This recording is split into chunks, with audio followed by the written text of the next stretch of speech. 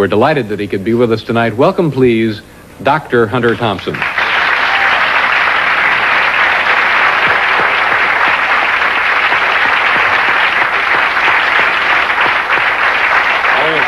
to see you, sir. Have a seat.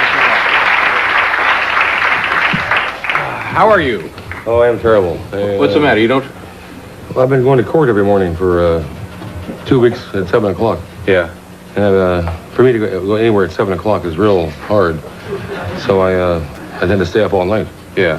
So in other words, I stayed up all night for 2 weeks. That makes... Sure, you don't sleep at all, do you? That's about the 188th hour. Yeah. So I want to prove something. You know, I want to prove... I'm not sure what. But you feel like you're now in the middle of a mission and you will have proven something. I probably will have before this is over, yeah. All right, well, that's good. That wasn't why I came here, but yeah, I'll do something. I couldn't talk this morning at all. My voice was gone. When I called to say I can't make it, I couldn't say anything. Also, originally you called here to cancel. Yeah. Do I have a microphone on, or is this some kind of sandbag trip where you have a microphone and I don't? That's right. I'm the only one in the building with a mic on. Nobody hears anything the guests. Chicago politics. Now, when you talk... I'm not mic'd at all, right? No, You've taken right everything. Here, Hunter, this thing right Oh, I here. see, okay. They're hearing every word you say. Paranoia, yeah. Yeah. So you're Dr. Hunter Thompson. Can I ask you what the... I thought we agreed not to discuss these. You don't want to discuss the doctor? I could discuss your childhood and, your teeth and stuff like that, but really, I think it's really... We're not into an academic credential thing. Well, no, I didn't. I just assumed that if I insist on the use of the term doctor. Yeah. At certain times, but in fact, I'm a doctor of chemotherapy, of journalism, and of comes to me. What's that word? Divinity. Yes, divinity. Divinity. Yeah. Sure. Well, I would have guessed that. I think so. Yeah. Let me ask you about... it's embarrassing to have many doctorates. It's like being rich. Yeah. Well, no, I mean, if you went to school and earned it, you shouldn't be embarrassed by it. I've worked all my life for these things. Yeah. Wealth and doctorates. Why shouldn't I be a little sensitive about displaying them in some kind of sleazy TV? I just want to have a little fun. I know, and that's what we're doing here, trying to have a little fun. Now, tell me about the goings-on in Palm Beach. Let's talk about something else for a second here. What you brought here, is this a gift, Hunter, or is this... In a sense, yeah, that's a gift. That's a bomb. We have here 2,000 or 3,000 firecrackers, huh? Well, no, not that many. Really? It's a light thing. I brought it out to set it off. No, you're not going to be setting these off in here, would you?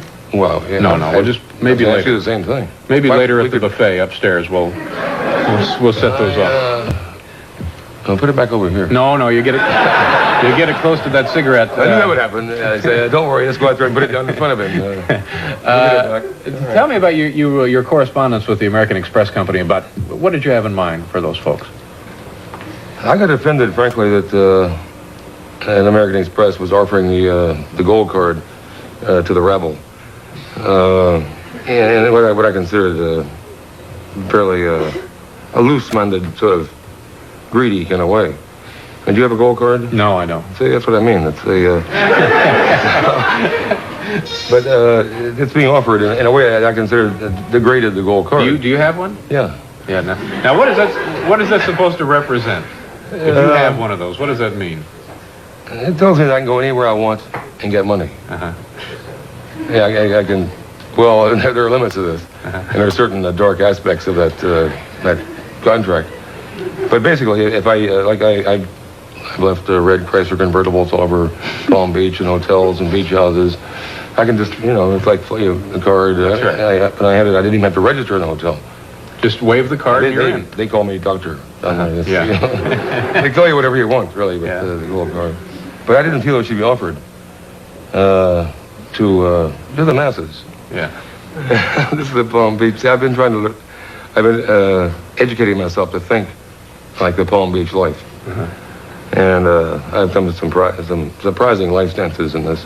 I've taken a driving up and down the beach in a red Chrysler convertible with lesbians at night. And this, naked people and drugs. This is the power of the gold card. That's what you have to do. But I thought that Palm Beach, the American Express image was kind of sullied by the idea that anyone could wander around like this and rent convertibles, buy lesbians, all that trumpets with a gold card. So I wrote them a letter saying that, look, I think I have a better idea. And what that is that I should do your ads from now on for the gold cards, not the green cards. I don't want any part of them. And I put it down in a very forceful and I think persuasive style. And it was rejected by the swine that I wrote it to. His name was Johnson. No. There's a place called the Grog Shop somewhere. It would be an effective campaign. I think for the American Express card. That's. I'm sure you have people here who can work on that. Yeah, oh, sure we do. We have a full staff of folks who are looking to get you commercial work. That's all they do. I don't have in the morning. I really work in the courthouses and stuff. Yeah. I'm a reporter. Yeah. Let me, now, speaking of reporters, is it true that you one time were a bowling reporter for a Puerto Rican newspaper? Oh, that's a low blow. Yeah. No, all the things I've done to bring that fellow. Is that the truth, though?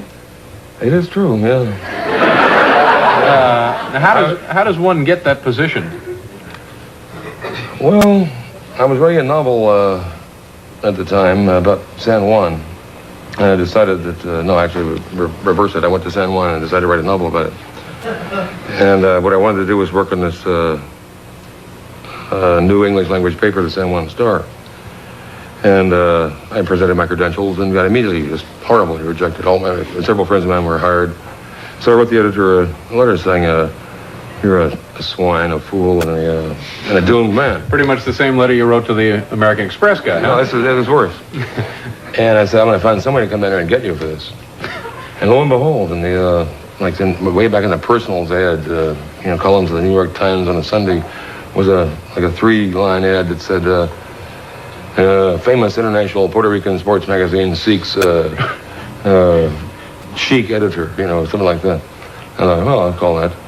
And it was some swine, really, that's what it comes down to, who was starting what he called the Sports Illustrated of the Caribbean. Mm-hmm. It sounded real good. And plus, it gave me I'm into vengeance. I like to settle these scores to the best of my ability.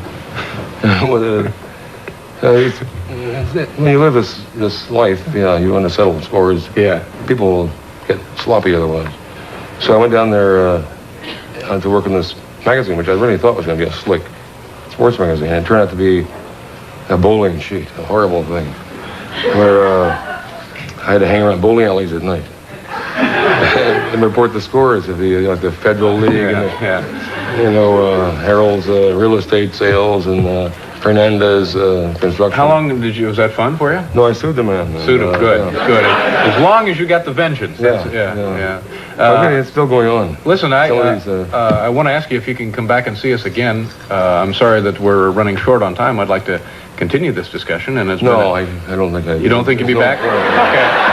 Well, that saves us making phone calls tomorrow. All right. Thank you very much, Hunter. It was a pleasure meeting you.